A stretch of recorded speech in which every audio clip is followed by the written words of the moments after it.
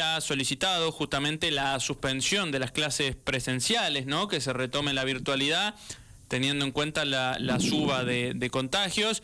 Hace un rato leíamos un título en diariomendozasur.com que hablaba de más de 700 contagios de docentes en todo Mendoza, por ejemplo. Sí, así es, Joaquín. Digo, entendiendo de que, bueno, la situación verdaderamente es muy preocupante. Esta proyección que se da, imagínate que los valores que estás dando son los valores de antes de ayer. Esto ha seguido manteniendo más o menos la misma proyección, o sea que en lo que va del transcurso de la semana, en 3 días habíamos superado lo que teníamos casi en el acumulado de todo el año.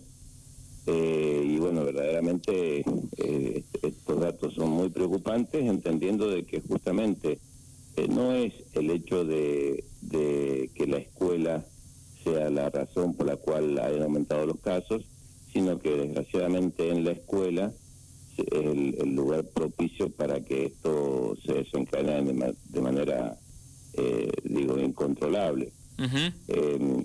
Entonces, bueno, esto no hace otra cosa que, bueno, poner al límite nuestro sistema de salud. Ya sabemos que directa o indirectamente, según los lugares geográficos donde lo analicemos, estamos muy próximos al colapso total.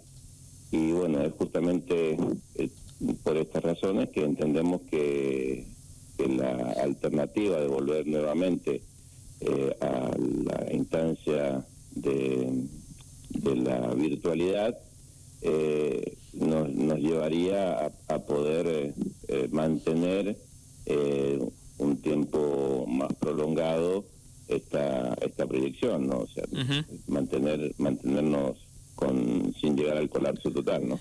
Sí, ahora, hay gobernantes, distintos gobernantes, que sostienen por ahí ciertas cuestiones, como por ejemplo el hecho de que la escuela es un lugar de bajo riesgo de contagio.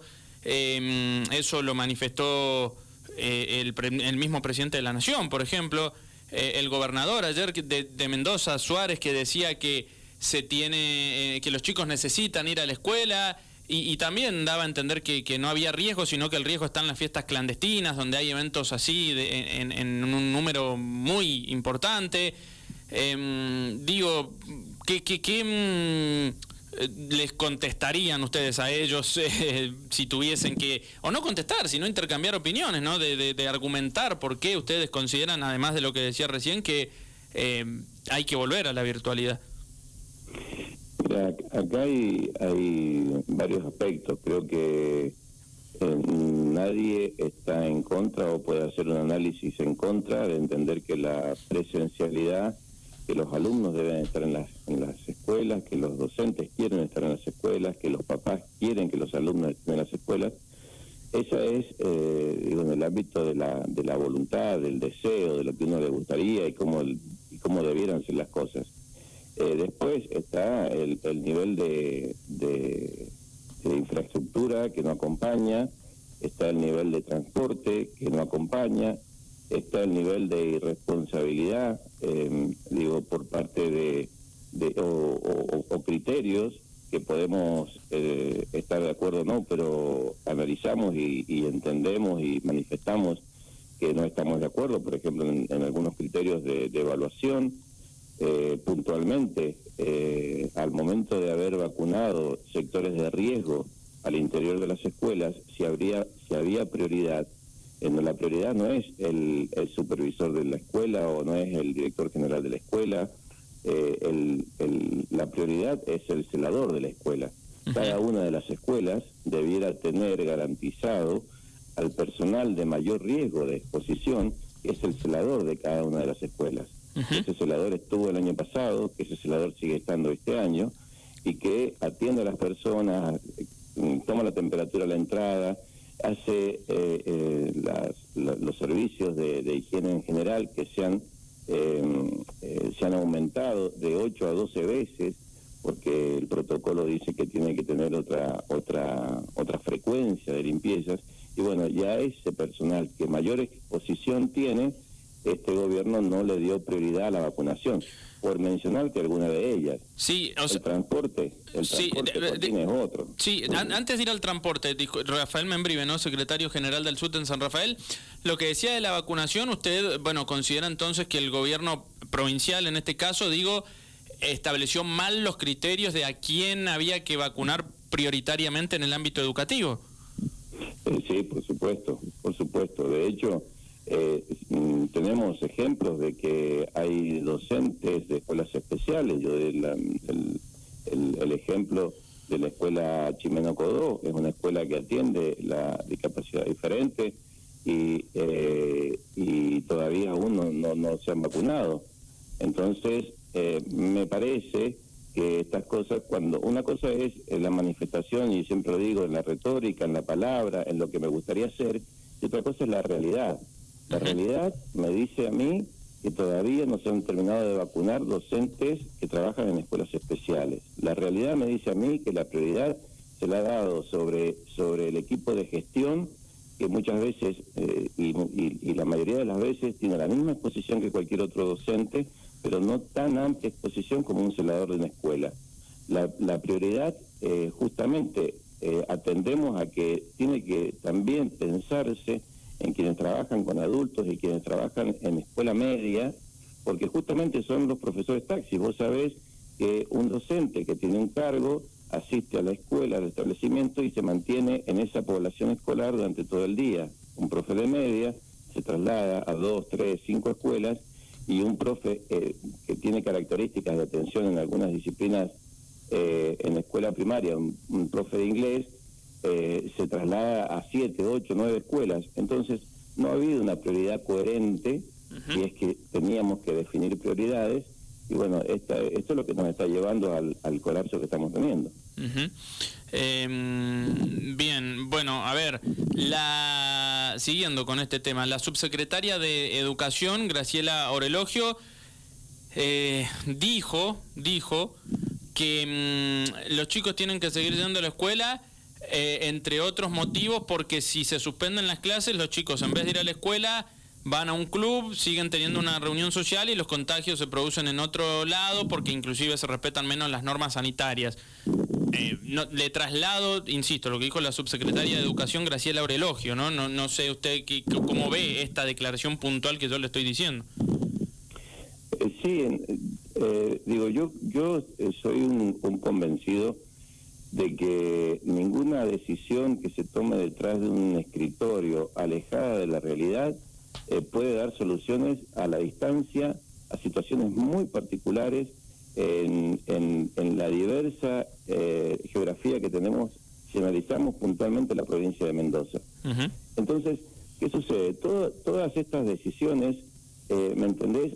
Hablábamos hace un mes y medio atrás, el director general de escuela dijo que íbamos a iniciar en las escuelas, por ejemplo, albergues, y en las escuelas más alejadas, donde tenían una comunidad autónoma, que los docentes y todos, y nos imaginábamos las escuelas albergues, nos imaginábamos la escuela de Montecomán, y nos imaginábamos la escuela de Jaime Prado, de Real del Padre. Hoy día, la escuela albergue, la escuela de Montecomán y la escuela de Real del Padre están cerradas por COVID positivo de su personal y de sus alumnos.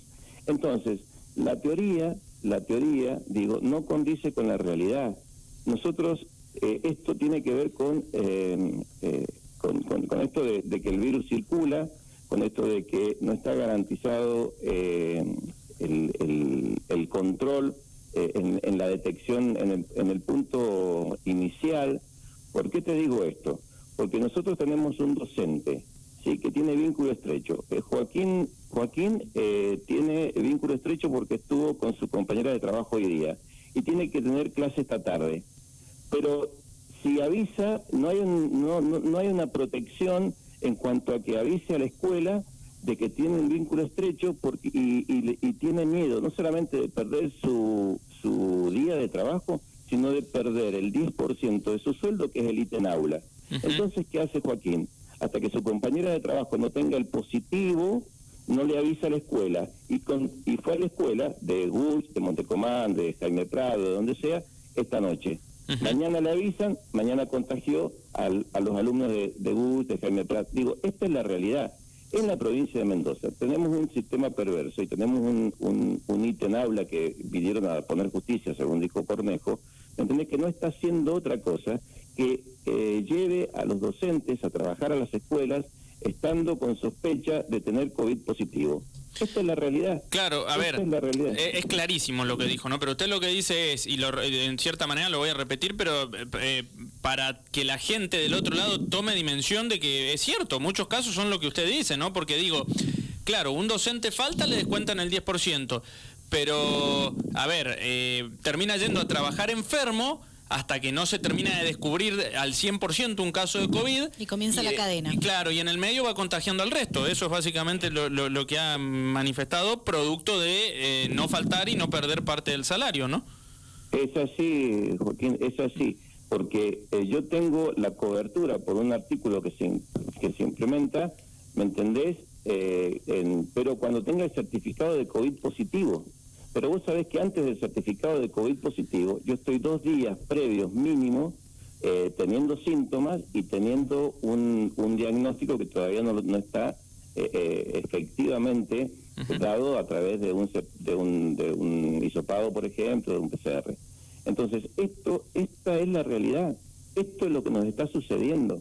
Entonces, esa preocupación que nosotros le hemos manifestado al director general de escuela, que le hemos manifestado al gobierno de la provincia de Mendoza, y llevamos ya 1 mes y 1 semana de clases y todavía no lo solucionamos, y obviamente que repercute. Entonces, en ese sentido, nosotros estamos diciendo de que si no hay una señal, no hay un cambio de actitud, no hay efectivamente una acción directa que proteja, porque acá no es que el docente no quiere ir a la escuela, después quedamos supeditados a la voluntad del directivo, porque de hecho también la DGE le dio la potestad al directivo. Entonces vos le llamás al directivo y le decís, mirá, dile, ¿sabes qué? Mi hijo me avisa que salió positivo y yo estuve con él cenando anoche. Bueno, quédate y avísame mañana pasado. Pero eso queda la potestad del directivo. Hay directivos que dicen, mira, en tanto no tengas el certificado, hacer lo que quieras. No es hacer lo que quieras. No está definido. Sí. Entonces estas cosas que no está, y eso en carácter, Joaquín, nos conocemos desde cuando yo era jovencito, yo tengo más de 35 años de servicio. Imagínate un Joaquín hoy profesor suplente, ¿me entendés? Que le dice la directora ahí, bueno, no sé, ¿qué vas a hacer, Joaquín? ¿Vas a ir a trabajar? Y sí, se entiende. Es como que te están obligando a que vayas, en definitiva, ¿no? Y es así, sí. porque no tenés cubiertos esos días por los cuales quedás, que no están, digo, que están ahí en averiguación de cómo está tu situación de salud. Sí. Y bueno, estas cosas no están definidas y somos 60.000 docentes que no están definidos. Entonces, decime, cuando hoy día me decían la proyección, esta mañana me hicieron la misma pregunta, digo, 800 hace 2 días, díganme 800 docentes hace 2 días y 300 alumnos hace 2 días. Son 800 familias, 300 familias de alumnos. Decime el valor multiplicador de la gente que se ha contagiado a través de estos valores. Son miles. Sí, son miles. Y que no se sabe, ¿no? Inclusive muchos, porque... Y que no se sabe, pero y aparte son miles, porque una cosa es que vos digas, bueno, estamos en la zona roja de Godoy Cruz, de Guaymallén, estos son miles diseminados en toda la provincia de Mendoza, porque bien te digo, nosotros tenemos 2 escuelas, San Rafael inaugura el cerrar las escuelas con 2 escuelas de distritos, con una escuela en Montecomán y con una escuela de Real del Padre. O sea, esta es la realidad.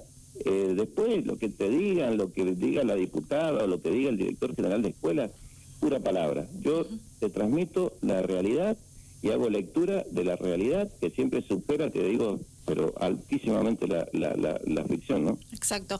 Secretario, de todo lo que usted ha estado mencionando en esta conversación con Otra Mirada en Dial Radio TV, Rivadavia San Rafael, le agregamos el transporte, como decía en un momento atrás, otro punto a tener en cuenta.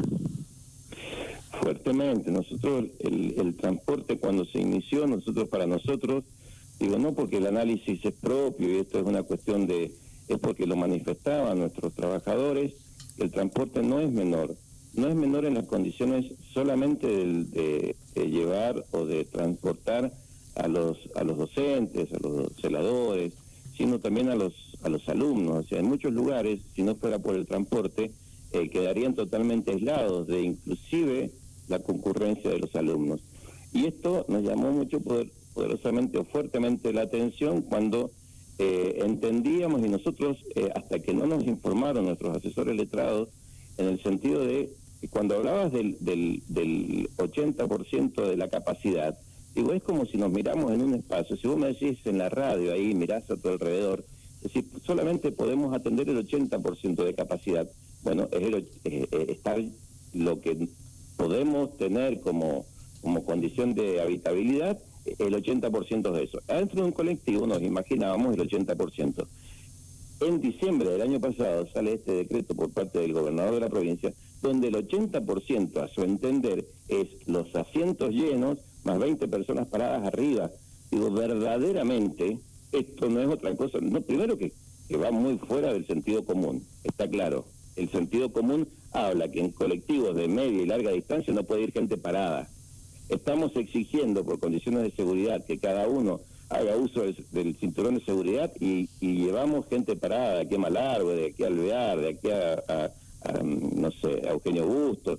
Digo, verdaderamente estamos muy por encima. Debiéramos hacer responsables a quien es el máxima autoridad en la provincia de Mendoza, que es el gobernador, por todas esto es totalmente inconstitucional. Te lo aseguro que es inconstitucional. Uh-huh. Entonces, estas son las cosas que, que se implementan, la hipocresía instalada, y que nosotros tenemos que salir entonces a decir, ¿de qué estamos hablando cuando tenemos protocolos o nos hacen cumplir protocolos en otros aspectos?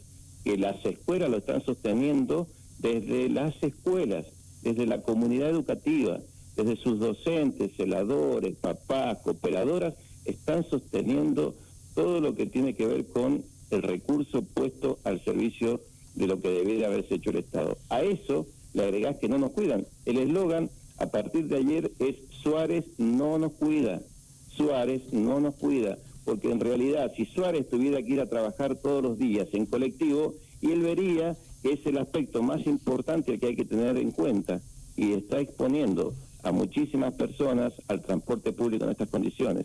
Esta es la realidad, Joaquín. Uh-huh. Están esperando por una respuesta, ¿verdad?, con relación a este pedido que ustedes han hecho de volver a las clases virtuales, secretario. Sí, así es. De hecho, si bien no ha habido o no hay un diálogo, un canal de diálogo abierto, sí se hizo una petición de manera formal, que se hizo en el día de ayer, y se está esperando, una respuesta. También es cierto que esto se da también como tema de discusión parlamentaria. Nosotros también entendemos, y así lo han hecho otras fuerzas, otros partidos políticos, pidiéndole a la DGE, o en cierta manera también, pidiéndole cuentas o informes de cuál es la realidad en la provincia de Mendoza, porque justamente la implementación del GEM, que es la posibilidad que tiene el gobierno hoy de tener estadísticas en tiempo real, ¿sí? Nosotros estamos diciéndole que publique las estadísticas en tiempo real del GEM, y entonces nos vamos a sorprender, porque no van a ser 300 alumnos, ni van a ser 800 docentes, o trabajadores en principio. Son muchos más. Nosotros, pero los datos oficiales los tienen ellos, y nosotros queremos que se informen sobre esos datos oficiales, y se pueden dar tranquilamente por región, y eso también sería otro insumo para que podamos saber en qué situación estamos en cada uno de los lugares geográficos de la provincia. Perfecto. Bueno, Rafael, gracias por la comunicación, como siempre, muy amable. Le mandamos un saludo. Muchas gracias a ustedes, siempre a su disposición, y que tengan un buen fin de semana, y seguir cuidándonos como es la regla de oro, ¿no? Cuidarnos, distanciarnos, y estar siempre atendiendo todas estas necesidades. Muchas gracias, que tengan buenas tardes. Un abrazo. Igualmente. Ahí estaba Rafael Membrive, secretario general del SUTE en San Rafael, hablando en Otra Mirada.